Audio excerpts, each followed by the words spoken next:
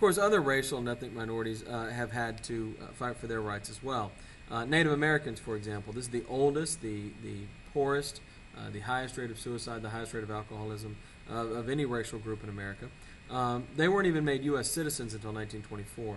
And in 1946, we did establish an Indians Claims Act to settle some financial disputes arising from land taken from the Indians, which, of course, was an awful lot of land. It's also worth pointing out that Indian tribes exist in kind of a strange legal sphere where they have some controls outside the U.S. government. In Santa Clara Pueblo v. Martinez, a woman sues because the tribe only allows members whose father was Native American, regardless of whether the mother was or not. So if a tribal member who's a woman gets pregnant and has a baby and the dad isn't part of the tribe, the kid isn't part of the tribe. And the Supreme Court said, while this is clearly gender discrimination, the federal government doesn't get to tell the tribes their laws. And this is based on a long idea that the tribes are kind of independent nations within our nation. Hispanic Americans, as you may have heard, have faced some degree of discrimination.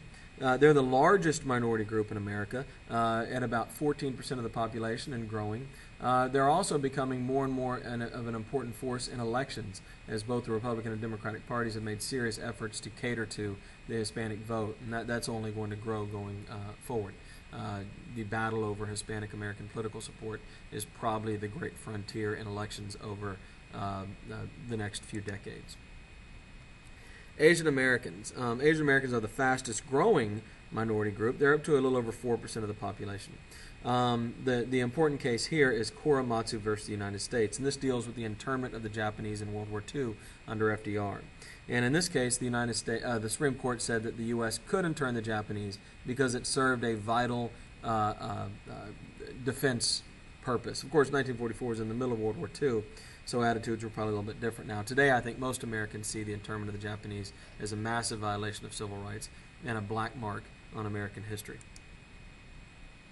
There are also 1.2 million persons of Arab ancestry in the United States who've had a hard time of it lately, of course, since the 9/11 attacks. And for example, we just saw a Sikh temple up in the Midwest get shot up and a number of people killed there in an act of what seems to clearly be a racial or ethnic discrimination. And so that's been an important cause lately. Other groups have recently been trying to assert civil rights with not necessarily a lot of success. For example, there's a group out there who believe that overweight people should be given civil rights and not be discriminated against hiring, or even ugly people, although it's a little difficult to determine who's ugly and who's not. But these have been serious conversations that have generated serious court cases. Where exactly do we draw the line? Of course,